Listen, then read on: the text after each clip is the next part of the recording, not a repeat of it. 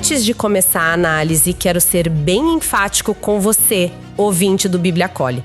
Curta este episódio agora mesmo, compartilhe este conteúdo com alguém que precisa ouvir a palavra de Deus. E se você ainda não é inscrito, se inscreva no Bíblia Acolhe agora para não perder nenhum desses estudos profundos. Faça isso já! Bom, a gente já vai direto para o texto bíblico. A gente está no capítulo 8 do Evangelho de João, dos versículos 31 ao 47. E olha, o texto bíblico narra um cenário de pura tensão. Jesus está ali no templo, dialogando com os judeus que, teoricamente, tinham crido nele. Teoricamente, né? Exato. E o debate escala de um jeito absurdo, focado no que significa ser livre de verdade. A Bíblia mostra Jesus no gasofilácio, que era tipo o centro de tudo. Nossa, o gasofilácio não era qualquer lugar.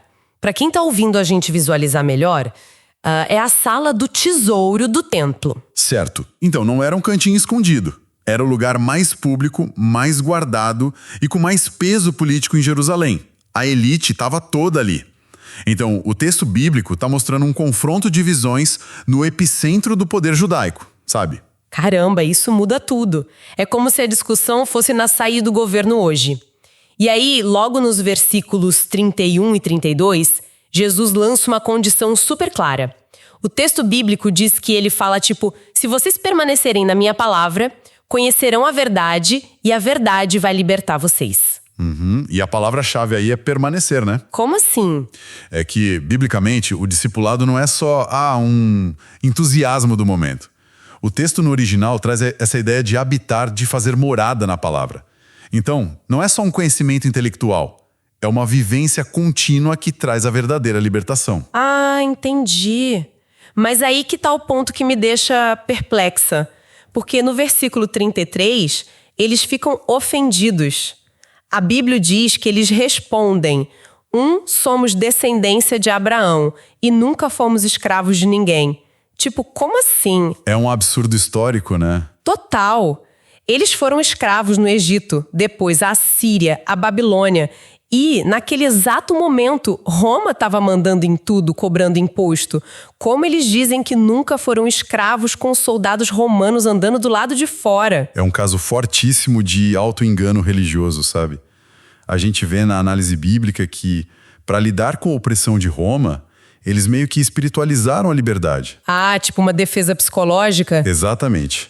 A lógica deles era, podemos pagar impostos, mas nossa alma é livre porque temos o sangue de Abraão. A linhagem virou um escudo contra a realidade. Nossa. Só que Jesus não deixa isso barato. Do versículo 34 ao 36, ele muda o foco. A Escritura mostra Jesus dizendo que todo aquele que comete pecado é escravo do pecado.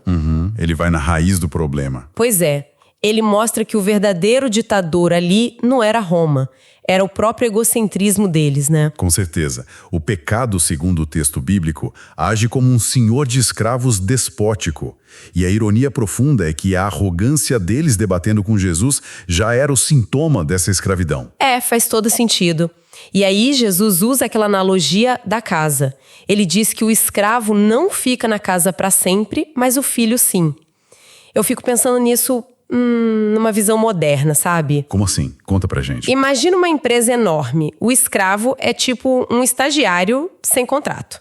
Ele pode até trabalhar um monte, mas amanhã pode ser demitido e tirado do prédio pelo segurança.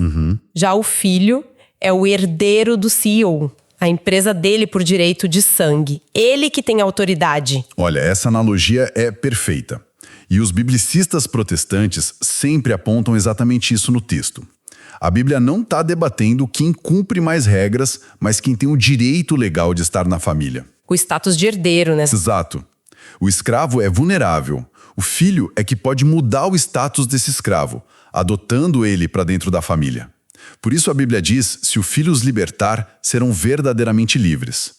Não é por esforço, é por intervenção do filho. Caramba! E isso derruba a ideia de salvação por mérito próprio que eles tinham. O que nos leva para o versículo 37, onde a tensão aumenta. A Bíblia narra Jesus admitindo a genética deles, tipo, ok, vocês são descendência de Abraão. Mas logo em seguida eles põem que eles querem matá-lo. É o contraste chocante que a Escritura apresenta. Genética versus afinidade espiritual. Mas por que a descendência física era tão idolatrada? Parecia até um passaporte VIP pro seu, sabe? E virou mesmo uma superstição.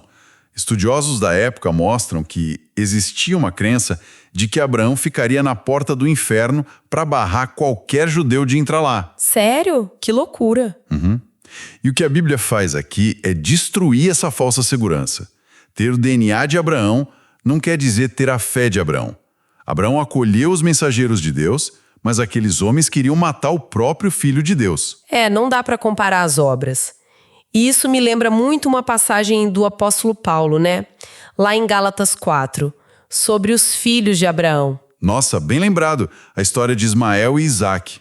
Paulo usa isso de um jeito brilhante e que ilumina muito o texto de João. Ismael nasceu do esforço humano, de forma natural, representando a prisão da lei. A escravidão. Isso. E Isaac nasceu da promessa de Deus, representando o povo espiritual livre. Então, conectando com João 8, os líderes ali no templo estavam agindo igualzinho a Ismael. Confiavam na biologia, no esforço e perseguiam o verdadeiro herdeiro. Perfeito. Voltando para o embate no templo, no versículo 41, a coisa ferve de vez. Os judeus, super ofendidos, mandam aquela cartada final. A Bíblia registra eles dizendo: não somos filhos ilegítimos. Temos um só pai, que é Deus. E a resposta de Jesus é cirúrgica. No versículo 42, o texto bíblico mostra Jesus dizendo que, se Deus fosse o pai deles, eles o amariam, porque Jesus veio de Deus. É o teste de paternidade espiritual, né? E no versículo 43, ele dá o diagnóstico. Eles nem conseguem ouvir a palavra de Jesus. É uma surdez espiritual total. E é aí que Jesus solta a sentença mais dura de todas, no versículo 44. Nossa, quando ele diz, vocês são do diabo, que é o pai de vocês, imagina ouvir isso ali no gasofilácio. Chocante. E ele não tá xingando por xingar. A Bíblia lista as características desse pai das trevas, né? O diabo foi homicida desde o princípio e é o pai da mentira. E o que os líderes estavam fazendo? Maquinando a morte de Jesus e rejeitando a verdade. Exatamente. O DNA espiritual bateu certinho. A tragédia da mentira no Evangelho de João, como a Bíblia mostra, não é só cometer um erro de informação. Errar todo mundo erra. Pois é, a raiz do problema bíblico aqui é a recusa obstinada de aceitar a verdade. O sistema religioso deles era tão cego que quando a verdade encarnada estava ali na frente deles, eles viram Jesus como uma ameaça que precisava ser eliminada. Só para manter a ilusão deles de pé, né? E isso leva Jesus a lançar um desafio absurdo no versículo 46.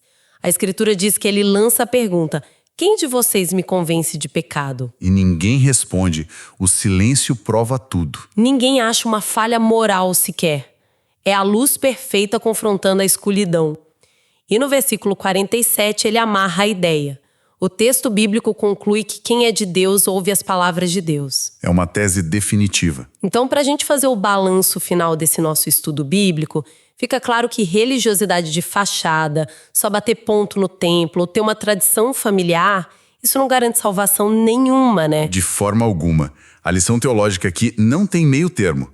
A Bíblia mostra que a gente nasce escravo do pecado e a única saída é sofrer essa adoção divina que vem do Filho para ter a liberdade de verdade. E a pergunta provocativa que a gente deixa hoje, baseado em todo esse embate que a gente analisou: se as nossas obras diárias são o nosso teste de DNA espiritual, quem as nossas atitudes revelam como nosso Pai hoje? Uma reflexão pesada, né? A gente está só ocupando espaço na casa como escravo religioso ou a gente foi realmente liberto pelo Filho para ficar para sempre? Fica aí para você pensar e agora repito com a mesma ênfase. Não se esqueça de curtir este estudo, compartilhar essa verdade bíblica com seus irmãos e se inscrever no Bíblia Acolhe. Isso fortalece este ministério e nos ajuda a levar a palavra ainda mais longe. Faça isso agora mesmo. Texto e produção Douglas Vieira. Música de Sergio Prosverini por Pixabay. Faixa Snowy Peaks. Bibliografia. Comentários expositivos Hernandes Dias Lopes, editora Agnos. Comentário bíblico Matthew Henry, editora CPAD. Antigo e Novo Testamento interpretado versículo por versículo Russell Norman Champlin, editora Agnos. Charles Spurgeon, Os Tesouros de Davi, editora CPAD.